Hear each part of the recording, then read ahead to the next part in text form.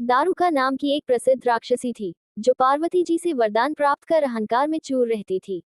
उसका पति दारुका महान बलशाली राक्षस था। उसने बहुत से राक्षसों को अपने साथ लेकर समाज में आतंक फैलाया हुआ था। वो यज्ञ आदि शुभ कर्मों को नष्ट करता हुआ संत महात्माओं का संहार करता था। वह प्रसिद्ध धर्मनाशक राक्षस था। पश्चिम समुद्र के किनारे सभी प्रकार की संपदाओं से भरपूर 16 योजन विस्तार पर उसका एक वन था, जिसमें वह निवास करता था।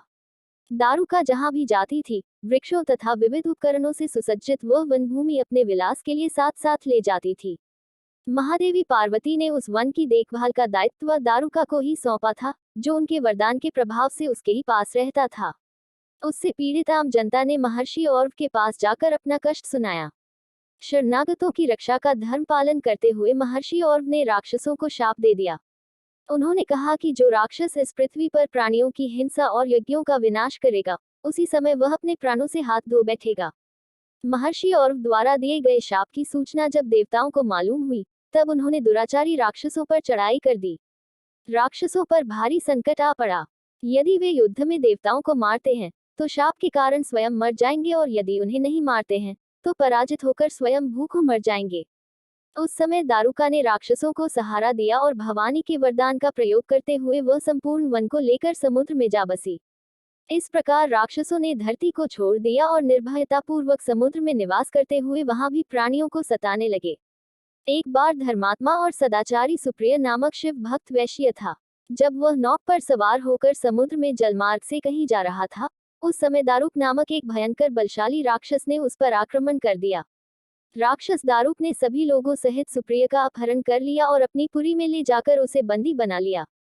चूंकि सुप्रिय शिव जी का अनन्य भक्त थे, इसलिए वह हमेशा शिव जी की आराधना में तन्मय से लगे रहते थे।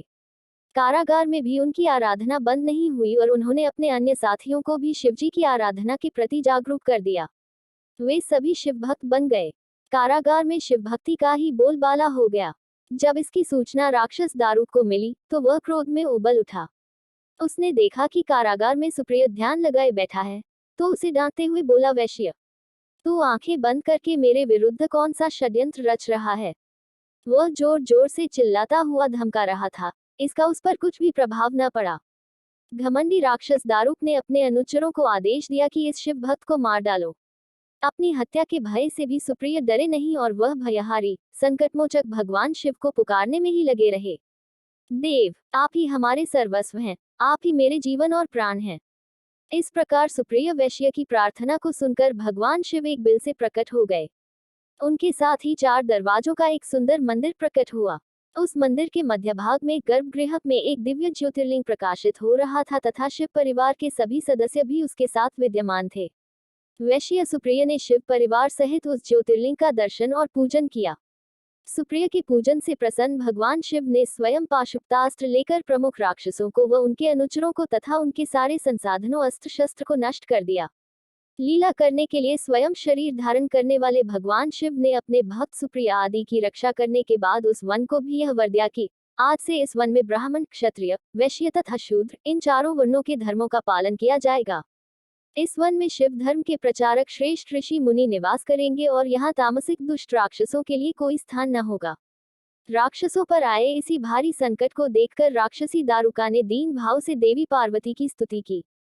उसकी प्रार्थना से प्रसन्न माता पार्वती ने पूछा, बताओ, मैं तेरा कौन सा प्रिय कार्य करूं?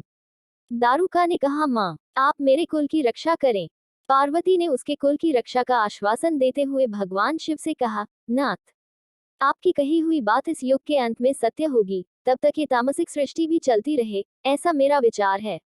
माता पार्वती शिव से आग्रह करती हुई बोली कि मैं भी आपके आश्रय में रहने वाली हूँ, आपकी ही हूँ, इसलिए मेरे द्वारा दिए गए वचन को भी आप प्रमाणित करें।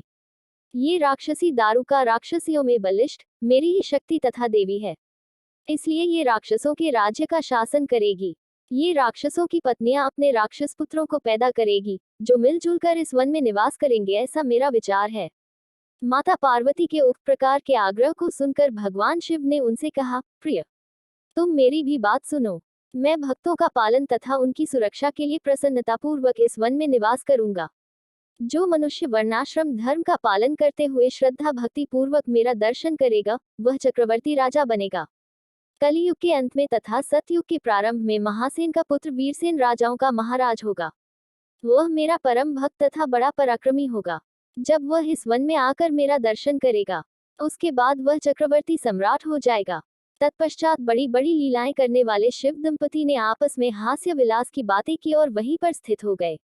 इस प्रकार शिव भक्तों के प्रिय ज्योतिर्लिंग स्वरूप भगवान शिव नागेश्वर कहलाए और पार्वती देवी भी नागेश्वरी के नाम से विख्यात हुई। इस प्रकार शिव ज्योतिर्लिंग के रूप में प्रकट हुए हैं, जो तीनों लोगों की कामनाओं को पूर्ण करने वाले हैं। नागेश्वर ज्योतिर्लिंग के दर्शन करने के बाद जो मनुष्य उसकी उत्पत्ति और महात्म्य संबंधी कथा को सुनता है, वह समस्त पापों से मुक्त हो जाता है तथा संपूर्ण भौतिक और आध्यात्मिक सुखों को प्राप्त करता है।